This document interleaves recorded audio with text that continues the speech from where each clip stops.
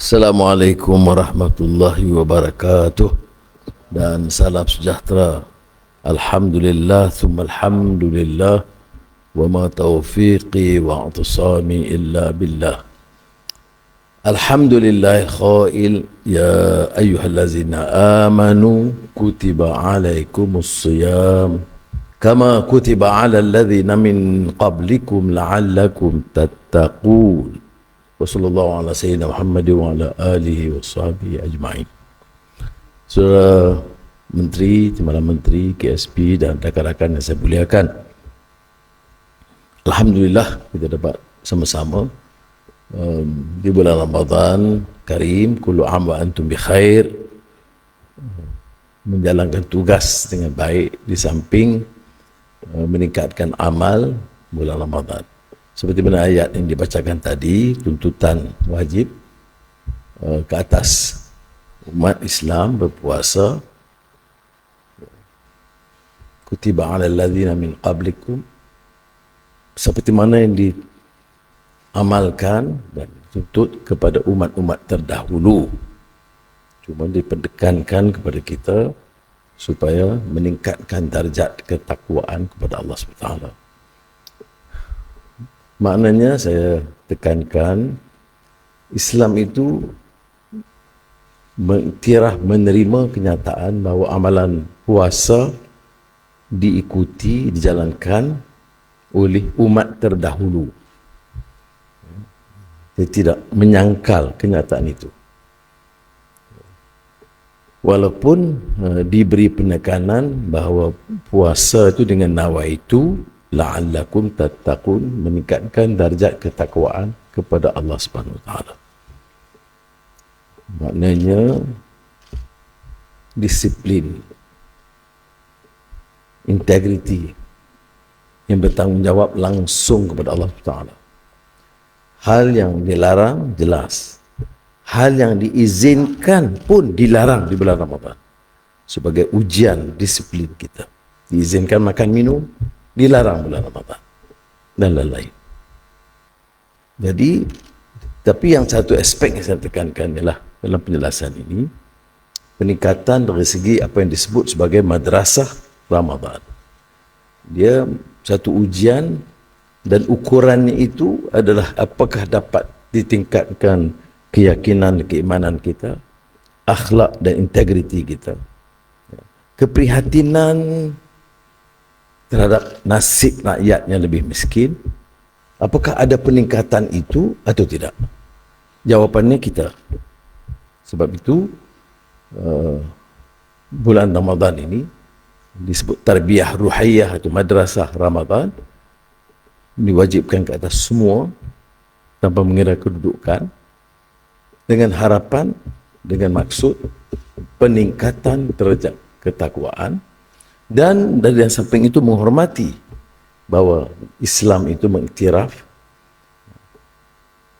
kebiasaan, amalan umat terdahulu, ya, yang tidak seperti mana yang disebut dalam peraturan kaedah Islam sekarang, dengan maksud la'allakum tattaqun.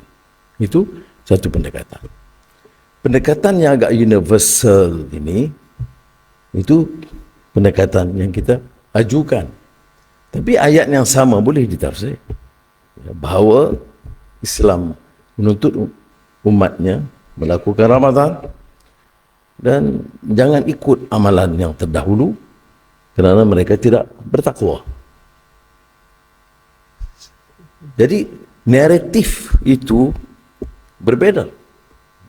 Adakah dalam masyarakat kita, untuk orang Islam dan bukan Islam, kita nak bagi pendekatan yang lunak supaya tidak menimbulkan kebencian dan di kalangan umat dan di kalangan bukan Islam, ataupun kita gunakan ayat dalam Ramadan itu untuk meningkatkan rasa benci itu, adu domba. Saya memilih kupasan ulama-ulama yang tersohor yang melihat kepada kekuatan. Di antara lain saya pernah sebut dulu tentang kupasan Muhammad Hamidullah, seorang alim sarjana terkenal yang mengupas tentang why fast ini, dengan menyatakan bahawa amalan yang dahulu, maknanya amalan puasa itu suatu yang sangat baik untuk umat manusia. Sama ada di kalangan Kristian atau Yahudi atau agama-agama lain. Saya kadang-kadang kupas ini, kalau nanti mana ustaz, Tok Guru dia ambil out of context, dia pedal saya setengah mati. Sebab tu kalau dia nak ulas, dengar sepenuhnya. Saya tidak pernah kata bahawa amalan Ramadan ini sama dengan puasa lain. Ya. Karena kita diakhiri dengan la'allakum tattaqun. Tapi pengiktirafan amalan ini kepada umat terdahulu itu di dalam Al-Quran. Kita boleh ambil pendekatan yang lebih lunak supaya orang lain merasakan, ya, iktiraf amalan kami puasa dulu, dia iktiraf dahulu, ya. Ataupun kita boleh ambil untuk mengatakan bahawa ditolak semua amalan yang terdahulu. Itu sebab kita naratif itu penting. Dalam kegalauan pemikiran sekarang, jangan faham kegalauan, dalam kecamukan dan kekeliruan pemikiran sekarang, confusion, kegalau, itu penyelesaian itu dengan pendekatan. Ya. Ini ada kaitan dengan apa yang saya nak sebut, yang dijawab dengan begitu baik oleh MK2 di Parlimen tentang hal-hal yang positif dalam ekonomi. Ya. Sama juga. Pendekatan kita bagaimana? Kita mau ambil yang adu domba, memperlekeh semua khidmat yang baik orang lain, memutarbelit kenyataan, termasuk di bulan Ramadan ini, atau memilih untuk memilih pendekatan yang lunak, memberi nasihat dan teguran yang baik. Apa yang dilakukan oleh saudara, alhamdulillah, telah membuahkan hasil. Ini bukan saja di Kementerian Kewangan, tapi semua KWSP, PNB, Khazanah, seluruhnya, termasuk Suruhanjaya Security, Bursa, tak sebut yang kecil hati bang, Custom, LHDN, penat. Tetapi saya nak sebut sini, masih ada ruang untuk diperbaiki. Takkanlah pula kita ini sampai kesempurnaan. Sebab dalam Islam ini, dalam usaha kita, dia disebut striving for excellence. Istilah baru lah, ya. Mungkin draka dan sebagainya yang digunakan istilah itu. Tetapi sebelumnya, dalam rumusan hadis Nabi Muhammad SAW, sebut itqan fil amal. Maknanya di dalam amalan itu mesti excellent. Malah dalam hijratun Nabi Muhammad SAW dari Mekah ke Madinah itu, saya masih ingat almarhum Ismail Faruqi, seorang sarjana Muslim, dia kata itu dia anggap daripada komuniti jahiliyah itu kepada komuniti, bukan saja komuniti Muslim, not just an ordinary community, tetapi an ecumenical community. Ecumenical community maknanya komuniti yang ada teras keyakinan, teras nilai, teras akhlak, idealism. Itu komuniti sebenarnya. Dan komuniti itu disebut par excellence, ya, yang menggerak untuk mencapai kecemerlangan. Itu komuniti. Jadi kalau kita ada semangat yang sedemikian, walaupun alhamdulillah baik, semua angka-angka dan data menunjukkan ada perubahan yang baik, dan kita harus terima alhamdulillah, tetapi kita tahu masih ada ruang untuk diperbaiki ketimbang kejayaan dalam beberapa bidang oleh masyarakat lain, negara lain, dan ini harus kita terima dengan baik. Salah seorang pujangga sastrawan Inggeris, George Bernard Shaw, okay? Bila orang puji berlebihan, dia selalu sebut, oh, very good, very impressive. There's always room for improvement. Dan kadang room itu room kecil, kadang-kadang room itu room besar. Jadi cara polite mengatakan it's not good enough. There's room for improvement. Ada ruang kamar, sebesar kamar untuk diperbaiki. Jadi saya nak gesa saudara. Walaupun beberapa kenyataan angka-angka ni, data ini disebut oleh MK2 di Parlimen dan tak disambut langsung. terutama oleh ahli parlimen Melaka. Macam tak lah, dia sebentar lalu je, tidak mengesankan. Tapi kita tidak hairan lah tentang perkara itu, cuma kita bertanggungjawab untuk menjelaskan. Saya baru ni balik dari Jerman, sambut puasa sehari lebih awal. Itulah, puasa 30 hari, masalah orang sini. Jadi kan saya kena raya sehari sebelum.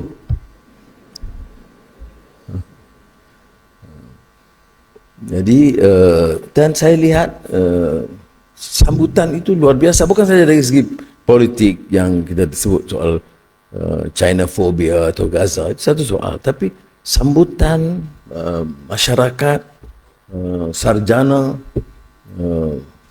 pelabur, itu luar biasa. Maknanya kita sudah capai satu tahap permulaan baru bagi negara Malaysia. Cukup harum dan orang meyakinkan, dan ini orang kata oh ini anuah, bukan sebab anuah, sebab persiapan awal di situ. Rakan-rakan kita dari Kementerian Kewangan, dari MITI, dari Kementerian Luar, dari agensi-agensi seperti MITI, Matrade, kemudian kalau beberapa tempat Suruhanjaya Security, Bursa. Jadi ada peranan itu, persiapkan sebagai satu pasukan. Dan ini mengharumkan nama dan memberi keyakinan baru. Sebab itu dalam umpamanya komputer chip ini, kita dah nampak sudah mau diiktiraf sebagai hampir yang pertama, yang tarikan pelaburan pertama di Asia. Dan ini bukan hal yang mudah. Sebab itu saya kata negara ini harus aman, politik harus stabil, dan masyarakat, baik pejabat awam, pimpinan politik, peniaga, pengurus, harus jelas matlamat mereka, kerja mereka. Dasar harus jelas. Seperti saya kata, clarity in our economic policies. Itu akan membantu, Ustaz. Dan ini akan memberikan harapan baru. Saya lihat di situ, kerana Jerman ini seperti tahu kekuatan ekonomi mungkin ketiga paling besar di dunia. Dan sambutan kepada kita itu sebagai negara kecil sangat membanggakan. Dan saya sampaikan di sini, di antara lain sebabnya kerana jasa saudara berikan suatu dasar, kemudian pelaksanaannya dan kesungguhan menyebabkan keyakinan bertambah. Sebab itu daripada awal kita kesal perbaiki apa-apa kelemahan, kelewatan kelulusan, ataupun amalan-amalan yang merosakkan dahulu harus ditinggalkan. Apakah semua ditinggalkan? Belum. Di tiap agensi, tiap jabatan masih ada amalan-amalan lapuk, balah, curang juga masih berlaku. Tetapi kita bersyukur kerana majoriti besarnya itu masih punyai integriti dan punya semangat untuk perbaiki. Yang kecil itu sudah diberi amaran demi amaran, itu terserahlah kepada penguatkuasaan untuk melaksanakan. So, saudara telah yang positif melakukan yang sebaiknya, dan sebagai seorang yang punyai sikap tawaduk, rendah diri, humble, harus terima kenyataan bahawa masih ada ruang untuk diperbaiki. Jadi itu baru bagi saya memaknai Ramadan. Bukan Ramadan ini bukan saja ukuran untuk kita tingkatkan iman dan amalan pembacaan Quran dan kefahamannya, tetapi dari segi prestasi kita, prestasi kerja kita, integriti kita harus lebih bersih. Ini dia puasa, tapi sakau juga. Kemudian lepas duit sakau itu, tahun depan pergi umrah. Jadi, dan ini memang berlaku, kita tahu, bukan suatu yang aneh. Jadi dia tidak relate tentang amalan peningkatan dari segi kerohanian itu dengan kerja amal kita.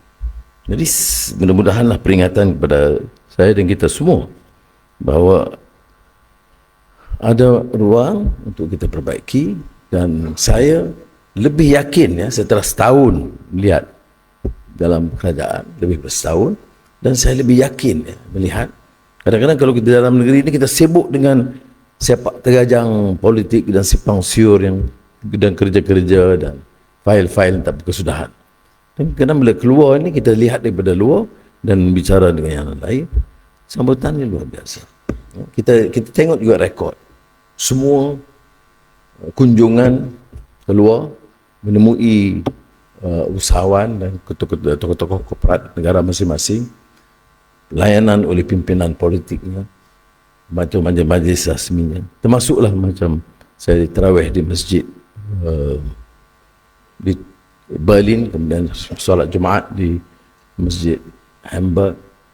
Itu dari masyarakat Jerman dan masyarakat Muslimnya itu semuanya luar biasa. Jadi rakan-rakan yang telah memberikan umpamanya perbandingan dari kunjungan terdahulu jauh lebih baik. Kita harus terjemahkan ini.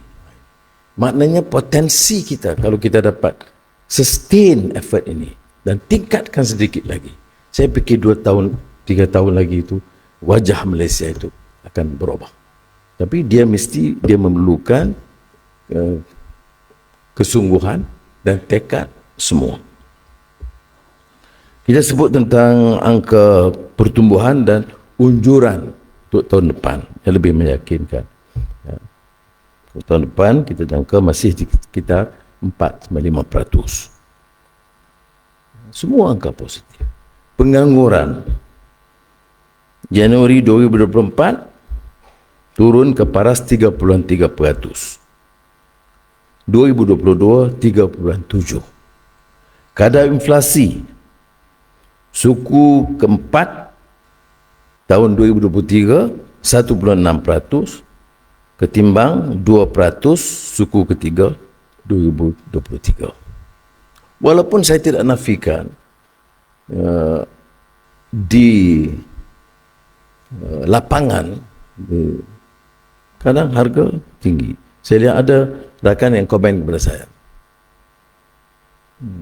harga beras turun, harga gula terkawal, harga ayam turun ketimbang 2 tahun 3 tahun yang lalu, tapi harga makanan naik. Jadi ini mungkin penguasaan, mungkin pemantauan, dan harus juga menuntut kita melakukan tinjauan dan perubahan. 2 hari yang lalu saya fungsikan mesyuarat nakol, tapi kita tumpukan soal beras. Aneh tak? Bila kita nampak macam dah mula PM dan naik angin sikit, kita tahu Bernas kata boleh turun RM2. Pengilang kata boleh turun RM1. Tahun sudah tidak pula.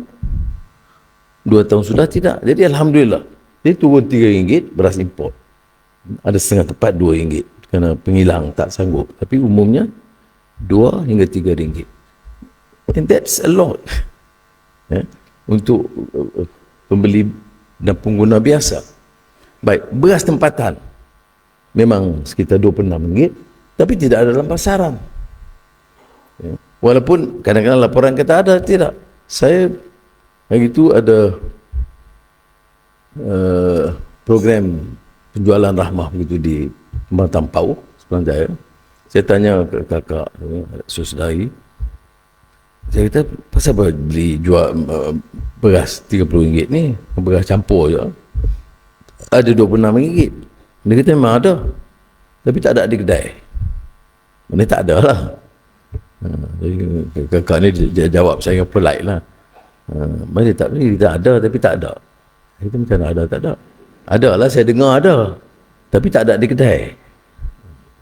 Tapi bila kita tegaskan dalam mesyuarat, harus, kerana pengeluaran kita tahu berapa pengeluaran dia, dan keputusan kerajaan semua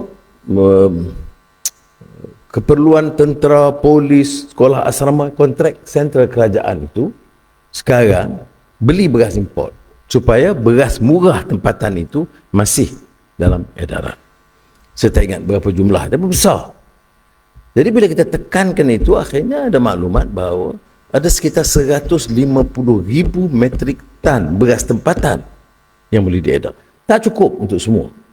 Tetapi kalau kita tumpukan semua di kawasan miskin bandar, di kawasan kampung-kampung, kawasan pedalaman, melalui farmer LPP, maka sekurang-kurangnya sebahagian besar atau majoriti rakyat yang berpendapatan rendah mestilah guna beras tempatan.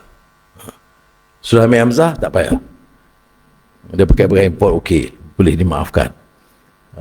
Macam Johan, dia tak pernah makan beras tempatan.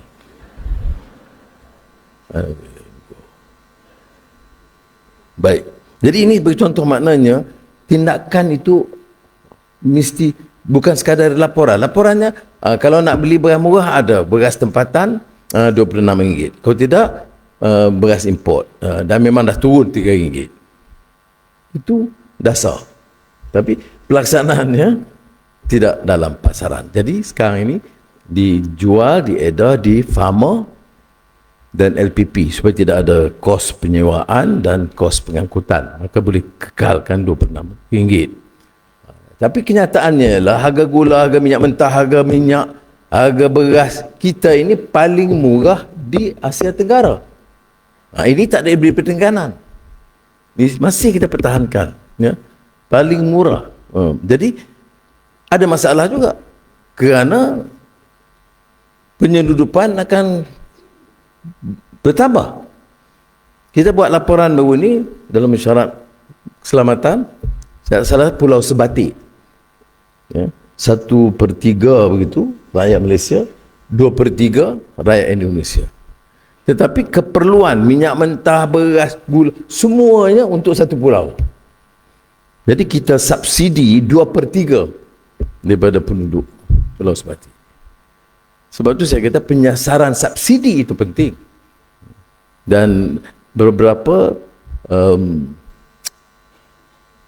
program dan prakasa baru, kaedah percukaian baru macam SST itu perlu, kerana dia tidak menekan yang di bawah, tapi dia akan memberikan keadilan supaya yang golongan yang maha kaya dan golongan bukan rakyat itu tidak mengambil faedah daripada subsidi. Mudah-mudahan kita berhasil ini itu. Ekspor, ya, Januari 2024 peningkatannya 8.7% selepas menguncup 10 bulan sebelumnya. Peningkatan yang membanggakan. Pemulaan ekspor selaras dengan unjuran IMF bahawa perdagangan global jangka meningkat 3.3% tahun 2024 ketimbang 0.4% 2023. Now, indeks pengurus pembelian pembuatan S&P juga meningkat ke 49.5 mata pada Februari 2024, iaitu tertinggi sejak September 2022. Ini tanda awal pemulihan sektor pembuatan. Indeks pengeluaran perindustrian meningkat 4.3% Januari 2024 ketimbang pertumbuhan negatif 0.03% Disember 2023. Yang lain pelaburan negara umpamanya. Kita dah tahu, kita umumkan tahun 2023, pelaburan keseluruhannya domestik dan asing yang diluluskan ialah 329.5 bilion ringgit, iaitu pencapaian tertinggi dalam sejarah negara. Dan ini memang dari segi istilahnya menakjubkan lah. Dan ini bukan semata-mata kerana satu orang atau satu kementerian, ini kerana jaringan dan kerjasama semua pihak yang bertungkus semua bekerja. Projek banyak. Ada orang kata baik, ini pengumuman. Bagaimana dengan kelulusan dan pelaksanaan projek? 74% projek perkilangan yang diluluskan dulu telah siap atau sedang dalam pelaksanaan. Nilai kerja pembinaan peringkat awal yang tinggi iaitu 31.5 bilion ringgit tahun 2023 ketimbang 26 bilion 2022. Maknanya peningkatan dari segi pembinaan yang membanggakan. 2024 setakat Mac tahun ini kita berjaya menarik potensi pelaburan asing 76.1 bilion. Ini termasuk kejayaan baru misi perdagangan kita ke Australia, Jerman dan Perancis oleh MITI.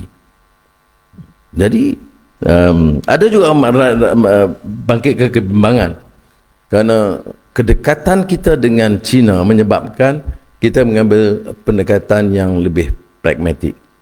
Negara China, negara jiran, kita tidak ada masalah politik ketenteraan dengan mereka. Ada beberapa masalah tuntutan di Laut Cina Selatan, tetapi tidak menunjuk ke arah ketegangan dan permusuhan. Kita telah berjaya dengan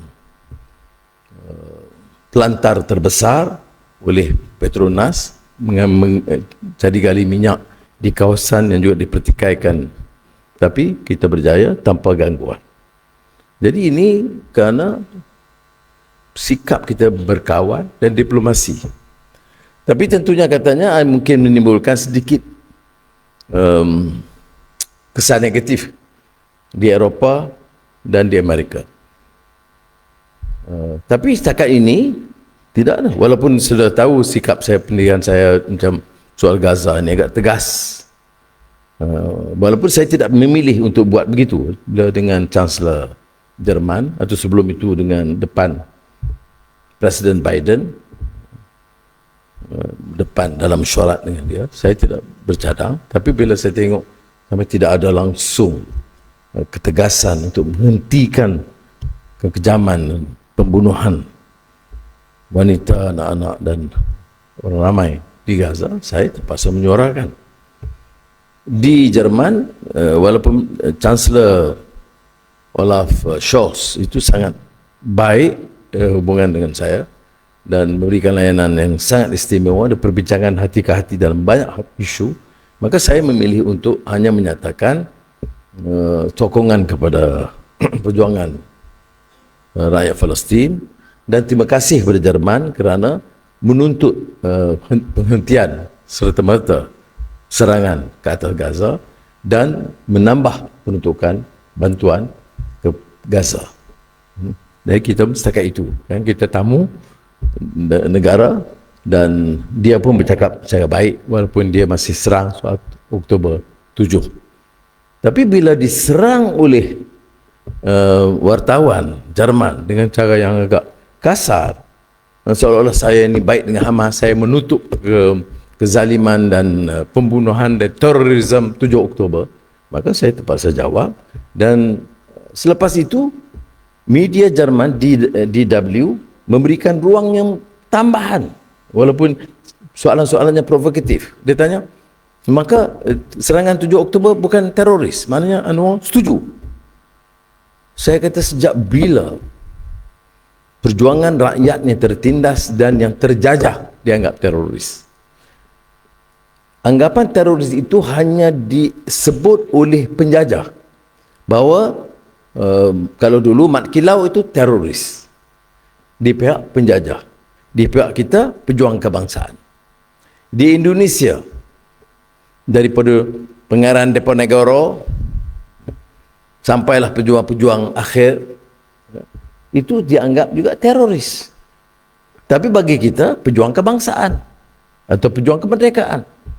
Mandela di Afrika Selatan sekarang dia katakan hero, tapi jangan lupa semasa dia di penjara dia dianggap sebagai teroris. Jadi saya jawab begitu.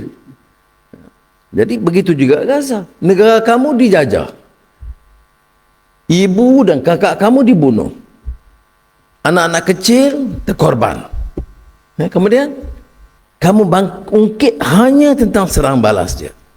Kau tanya saya pilihan, jangan serang.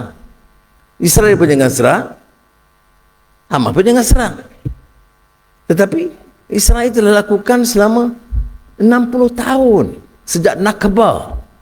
Kalau saya tengok DW itu bagusnya rencana, kalau tengok interview itu, kami yang terus edar ni, sebab awak adik tak dengar lagi. Sudah okay.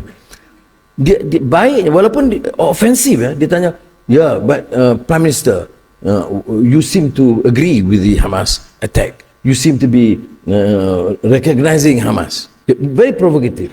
Tapi bila saya jawab, dia kata, it began with Nakba in 1948, where 1 million Palestinians were vanished, chased out, and thousands killed. Kemudian dia stop, dia terangkan Nakba ini gini. I mean, you see, so sebab tu saya kata kita kena guna kesabaran, kebijaksanaan. Jangan kita serang dia semua sebagai musuh.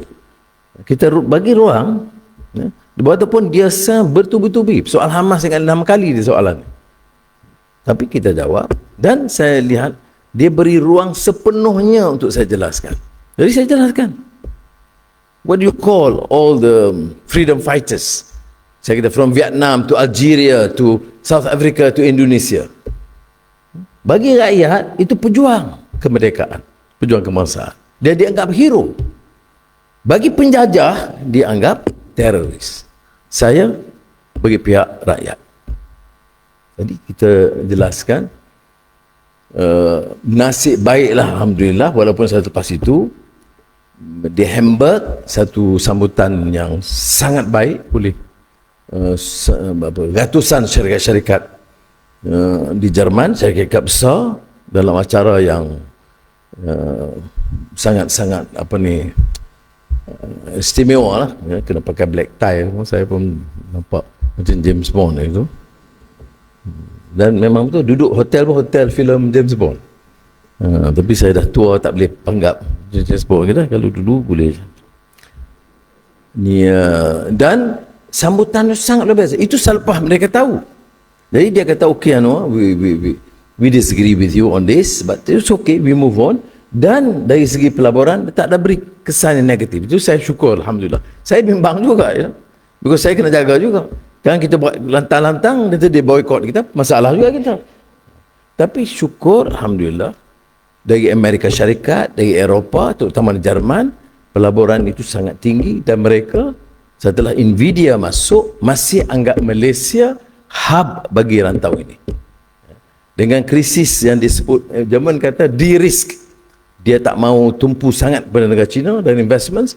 Dia oleh itu dia berdagang dengan China, tapi dia nak pilih satu negara lain yang agak bebas, yang boleh dimanfaatkan, dan mereka pilih Malaysia sebagai hub untuk pelaburan dan pertumbuhan. Jadi kita syukur, tanggungjawab kita adalah untuk memastikan kita dapat khidmat dengan baik, memenuhi ini. Ada sikit satu benda hal yang saya minta tadi, Johan sebut figure soal kritikan Menteri Besar Terengganu bahawa kita telah nafikan hak Terengganu. MK2 dah bagi penjelasan di Parlimen, tapi masih mereka menggunakan mantra zalim, tak bagi. Dulu saya pembangkang 10 tahun, tak ada peruntukan pun. Termasuk masa UMNO kemudian PAS bersatu perintah, saya tak dapat. Tapi masa itu tak zalim. Tapi sekarang zalim. Jadi hukum dan fatwa itu boleh berubah ikut politik, bukan ikut agama. Ya. Kalau zalim, zalim lah sekarang. Mana kamu dulu zalim. Kita, saya dulu zalim, jadi saya tak mahu Anwar sekarang zalim. Okeylah, saya terima. Kita boleh bincang. Kita, kami dulu adil walaupun tak bagi peruntukan kepada kamu, tapi kamu zalim sebab dari peruntukan. Saya jawab, peruntukan kita tak pernah tahan. Kita boleh bagi, saya semalam saya jumpa ICU, dan saya nak kata pastikan peruntukan tiap kawasan, termasuk kawasan PAS atau bersatu, kita mesti berikan semua. Cuma kita tak bagi melalui ahli parlimen. Kita bagi kepada rakyat. Kita tumpu yang miskin. Kalau miskin Tegar, saya tak kira dia ahli parti mana, dia di kawasan mana. Kita bantu tanpa pilihan sama kaum atau agama atau kawasan atau parti. Baik. Jadi begitu juga tentang yang disebut Wang Ehsan untuk Terengganu. Terengganu jumlah yang miskin ramai. Maka kita beri peruntukan yang lebih. Langsung kepada rakyat miskin. Tidak melalui ahli parlimen. Kerana kita dulu diberikan kepada ahli parlimen sebahagiannya hanya setelah ada rundingan dengan kerajaan pada masa itu di bawah kerajaan Perdana Menteri Ismail Sabri. Masa itu baru ada. Sebelum itu tidak ada. Sudah tahu di Kementerian Kewangan. Masa itu KSP tak bagi peruntukan saya masa itu bertambut di Port Dickson. Ya gurau itu. Kita ni move on. Nak ungkit-ungkit lama buat apa? Bulan puasa pula tu. Jadi untuk 2023 berdasarkan hasil petroleum, wang yang diberikan ia 786 juta ringgit. Okey, baik. Tetapi pemberian persekutuan kepada negeri Terengganu untuk 2022 399 juta. Untuk 2023 kita tambah. Maknanya semasa PAS bersatu dalam kerajaan dengan kita dalam kerajaan, peruntukan masa kita lebih daripada masa PAS bersatu. Zalim macam mana? Kita tambah jadi 413.64 juta. Dan ditambah untuk 2024 ada tambahan lagi. Jadi agihan peruntukan belanja pembangunan kita tingkatkan Terengganu. 2023 1.55 bilion. 2024 1.59 bilion. Saya berikan jawapan itu di parlimen sudah. Sebelumnya pun sebenarnya MK2 ulang lagi. Tapi dia kata zalim. Kita tidak ada peruntukan. Inilah kerana zalim menentang secara agama dan Islam, melarang begini, ini madani, ini bukan madanon apa macam-macam.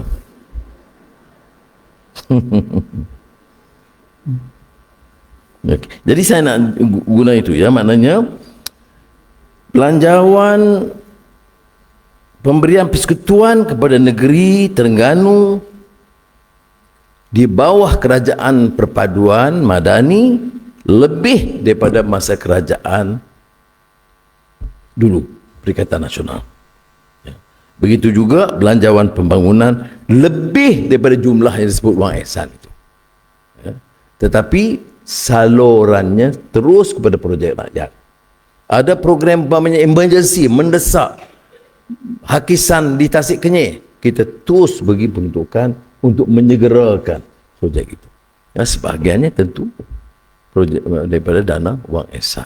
Tapi untuk yang miskin, untuk projek-projek kecil untuk rakyat, kita manfaatkan dan kita tidak ambil wang itu untuk kementerian lain atau jabatan lain ataupun kerajaan negeri lain. Dana itu sepenuhnya untuk negeri Terengganu atau Kelantan atau Sabah atau Sarawak. Terima kasih. Assalamualaikum warahmatullahi wabarakatuh.